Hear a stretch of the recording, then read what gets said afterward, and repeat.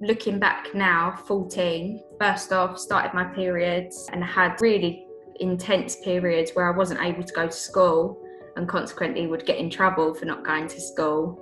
1 in 10 women of reproductive age in the UK have endometriosis. But why does it take, on average, 7.5 years to get a diagnosis? We speak to 24-year-old Martha May, who has suffered with endometriosis since her early teens.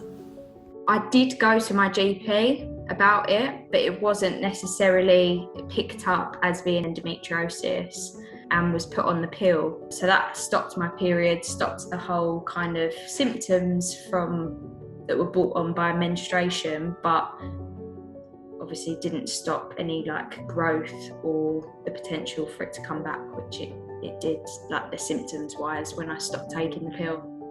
I just thought that was what periods were. Periods are meant to be painful. Going to the GP and complaining about pain, because it's like, oh, well, you're a woman, you should be able to deal with this, or you're either being kind of too dramatic about things, and that's where it gets dangerous because things aren't picked up.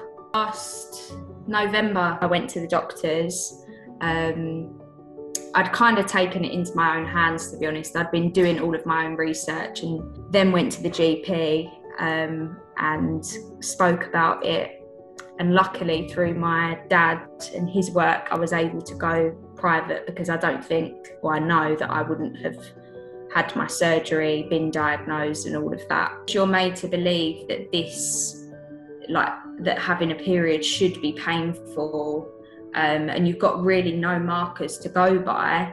You kind of just put up with it almost, and think, oh, well, I must be just having a bad one. I think a big thing for me was when it gets in the way of your life. Some months I used to describe it as being like contractions almost, that I was floored. I couldn't do anything. I just had to let it pass. I think if you're experiencing pain in your period, but it also happens outside of your period, important to note, that stops you from going about your daily life. If you're experiencing extreme fatigue that you can't seem to pinpoint to something, like if you've done a marathon, you know why you're going to be tired.